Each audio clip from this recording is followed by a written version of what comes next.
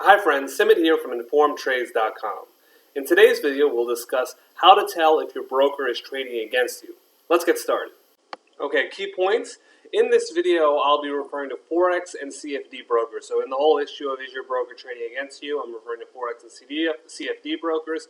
I'm not really referring to futures, options, stocks, any of that other stuff. Just Forex and CFDs is mainly where the scope of this video. The simple truth of the matter is that almost all of them are. All of the Forex and CFD brokers are trading against you. Technically, what that means is that they're the counterparty to your trade. If you're buying euros, if you're buying an oil CFD contract, they are the ones on the opposite side who are selling that to you and thus have that short position. You have a long position, they have a short position. That's technically true in almost all circumstances. However, there's a big difference between how much they're trading against you and under what terms, and we'll get into that in this video. As a general rule of thumb, the more leverage they're offering and the more instruments they're offering, especially if they're offering a lot of small cap instruments, small, illiquid things like small cap stocks or Bitcoin or something like that, the more they're doing that, the more they're likely to be trading against you or taking the opposite side of that trade. This is not necessarily a bad thing. Okay, it sounds really bad. It sounds like they have a conflict of interest, and there's definitely some truth to that. However, it's not entirely a 100% negative thing. A lot of it's going to boil down to how much you trust the broker, regardless of their policies. And related to that is you can ask them, point blank what their policy is, but unfortunately they're probably going to shy away from the truth. Hopefully there'll be some that tell the truth, and hopefully some are watching this now and are more likely to tell the truth. But in my experience, they're probably going to be a bit coy about it. Okay, so let's get a bit deeper into the details. In terms of a framework to sort of help think about this thing, there are two types of brokers. There are A-book brokers and there are B-book brokers. Okay, I've tried to visualize this on the screen now. In both instances, you're the trader. You're putting an order with an A-book broker or a B-book broker. If they're an A-book broker, they are taking your order, and they may be the counterparty for a moment. They may be the ones who are, if you're long euros, they've got the short euro position, at least for a moment. Now, what A-book brokers will try to do is try to be risk neutral. They don't want that short position, so they're going to try to offset it to a big bank. And A-book brokers make their money by charging you a spread, by getting a piece of the interest rollover, capturing interest on deposits, selling order flow. So they're saying, we have all these clients that are buying euros at this rate, and they can sell that information to other people. But generally, A-book brokers will try to be risk neutral. So they may technically be trading against you for a moment, but in spirit, they're not trading against you because they're just offsetting the order. A B-book broker is the one they're choosing what they want to keep and what they want to offset. So the size of the arrow here represents the direction of the risk, right? So B-book broker is only sending the arrow small. They're only sending a small amount of risk to the big banks. They are keeping a lot of the risk and thus the potential reward of the trade themselves. A-book and B-book. A-book refers to the orders that the clients are placing. These traders over here. B-book refers to what the company itself, the directional trades that company has on. So A-book doesn't really have a B-book, right? They're trying to be risk neutral, trying to offset their trades. B-book brokers are more likely to have a position. So if you're putting in a long euro order and they say, we want to be short order, they're just going to take the other side. They're not going to offset that. In that instance, they are trading against you or taking a position that is opposite to yours. And it's not 100%. They may pick and choose. So they say, we want a short euro position. We want a short yen position, for instance. We want to offset everything else. Or we want a short position equivalent to, $100 million or $10 million or whatever. And they'll offset the rest. So they're trading basically is what the B-book broker is doing, and that's sort of the basic framework.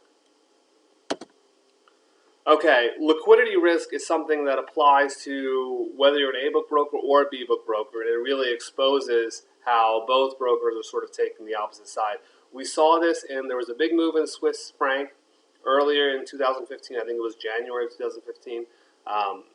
Where the Swiss National Bank said they unpegged the Swiss franc from the euro, and the franc rose in value, I think, by double-digit percent in a matter of minutes. At that point, the big banks weren't really taking orders from A book or B book brokers. So both in that instance, A book brokers and B book brokers were both stuck with that trade, and they were taking essentially they were stuck with the risk. They couldn't offload the position, and in that instance, they're kind of taking the opposite side of the trader here. So I mentioned that just to illustrate sort of the dynamics and how in those extreme situations, there might not be too much of a difference between an A book broker and a B book broker, and we saw that overnight when the brokers were forced to take on that risk, when they couldn't offset it. Some brokers were in quite a bad position, right? They lost a lot of money. There was a lot of financial stress in the whole industry because of that situation. Okay, so the bottom line is, if the broker is offering a lot of illiquid instruments, Bitcoin or single stocks, if they're offering a lot of leverage, they're probably taking on quite a bit amount of B-book risk. And the illiquid instruments is, I think that illustrates a point clearly, especially in light of our previous slide, where when there's liquidity risk, when it's difficult to liquidate, the broker is having that position. So if they're offering a lot of instruments like a small cap stock or like Bitcoin, those types of things, this situation is regular, where it's going to be difficult to offset them. So in that instance, a B-book broker, if they're offering all these instruments, you're almost inviting that risk. They're like, well, we're not so concerned with liquidity risk. We're taking positions anyway. We want positions in these. We're willing to trade against our clients. That's something to bear in mind. If they're offering a lot of those instruments, they're probably taking the other side. Especially if they're offering a blanket of you can trade 4,000 stocks, and some of them will have a market cap of $50 million or something like that. That's pretty illiquid.